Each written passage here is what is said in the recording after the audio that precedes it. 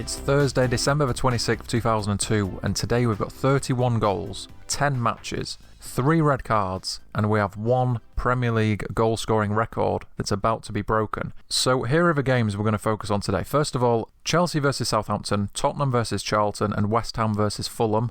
Then at 1 p.m. we've got Bolton versus Newcastle. That's followed by West Brom versus Arsenal at 2 p.m. And then at 3 p.m. we've got another 4 games, Birmingham versus Everton, Liverpool versus Blackburn, Man City versus Aston Villa, and Sunderland versus Leeds. And finally at 4 p.m. we've got Middlesbrough versus Man Utd.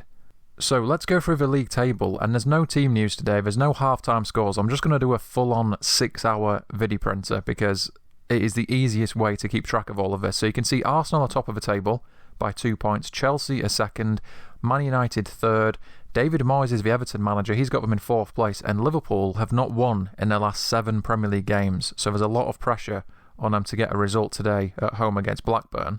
Looking at the bottom half, 20th place, West Ham. Glenn Roeder is the manager, there's a lot of pressure on him.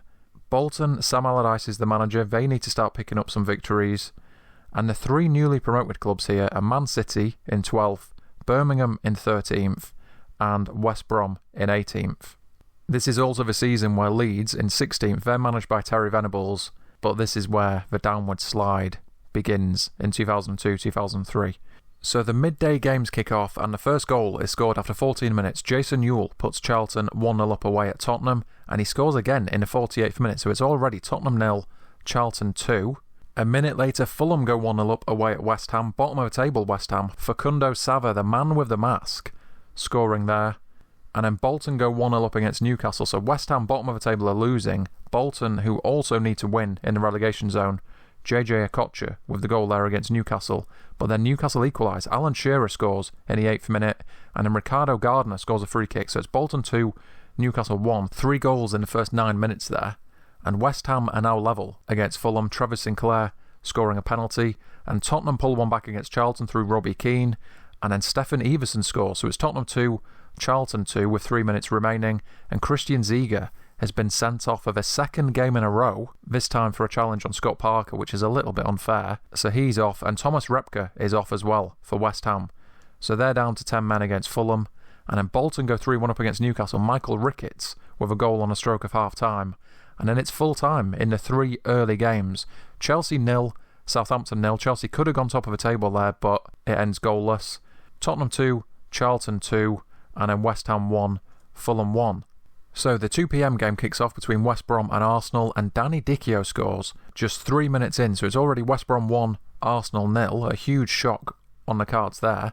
And then Bolton go 4-1 up against Newcastle, with Michael Ricketts scoring in the 63rd minute, but then Shola Ameobi pulls one back, and Alan Shearer scores as well. So it's now Bolton 4, Newcastle 3, but that's how it finishes. So a really important 3 points there for Sam Allardyce and Bolton. And as the second half begins at the Hawthorns, it's West Brom 1, Arsenal 1. Francis Jeffers with the equaliser for Arsenal, and then Man City go 1-0 up against Aston Villa. The 3 p.m. games are underway now. Mark Vivian Foe scores that goal, and John Arne Riise has scored. So it's Liverpool 1, Blackburn 0. They're on course to win their first game in 8 in the Premier League.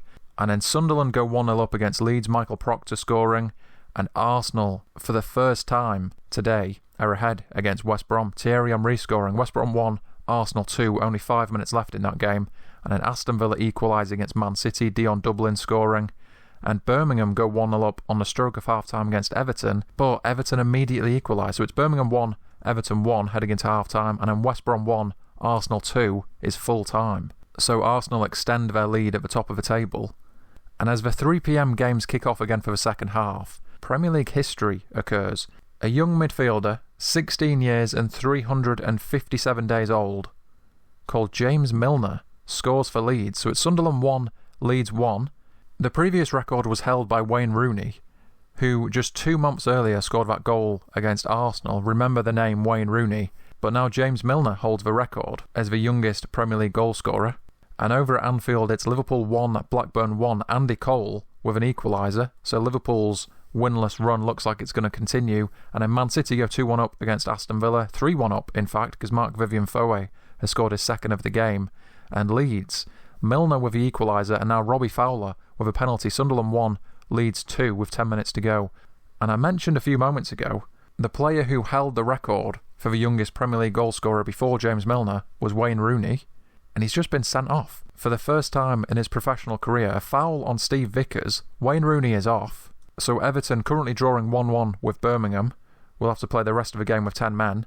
Meanwhile, at the Riverside, Middlesbrough go 1-0 up against Man Utd just before half-time. Bear in mind that game kicked off at 4 p.m, and it's now full-time in a 3 p.m. game. So Birmingham 1, Everton 1 it finishes, Liverpool 1, Blackburn 1, Man City 3, Aston Villa 1, and Sunderland 1, Leeds 2. And we'll just finish the second half between Middlesbrough and Man Utd. Middlesbrough go 2-0 up before Ryan Giggs pulls one back in the 60th minute. And Man Utd, who really need to win after Arsenal's victory earlier against West Brom, they can't find an equaliser because Middlesbrough go 3-1 up, and that's how it finishes. Full-time, Middlesbrough 3, Man Utd 1. So let's go to the full-time scores everywhere just to round up everything that's happened. So it finished Chelsea 0, Southampton 0, Tottenham 2, Charlton 2, Jason Ewell with 2 goals for Charlton, West Ham 1, Fulham 1, Bolton 4, Newcastle 3, so Bolton move out of the relegation zone, West Brom 1, Arsenal 2, Arsenal extend their lead at the top of the table, Birmingham 1, Everton 1, Wayne Rooney's first red card, Liverpool 1, Blackburn 1, Liverpool now 8 games without a win in the Premier League, Man City 3, Aston Villa 1, Mark Vivian Foe with 2 goals, Sunderland 1, Leeds 2, James Milner's first ever goal, youngest Premier League goal scorer at the age of 16 and 357 days. And then finally on page 4, the big result of the day, Middlesbrough 3, Man Utd 1. So the table now looks like this, and this is a fantastic day for Arsenal because every team from 2nd all the way down to 7th, none of them won. So Chelsea drew, Man Utd lost, Everton drew, Liverpool drew, Newcastle lost, and Tottenham drew. So Arsenal are now 4 points clear at the top of the table. And if we go to the bottom half, you can see now West Ham remain bottom of the table after that draw against Fulham. And Sunderland, after losing 2-1 at home to Leeds, they drop into the relegation zone. Bolton leapfrog them with that 4-3 victory over Newcastle. And Leeds are up to 14th after beating Sunderland. So that was your action-packed Boxing Day from 2002. 3 red cards, 31 goals, and history made as Wayne Rooney gets sent off and James Milner breaks Rooney's Premier League youngest goal scorer record.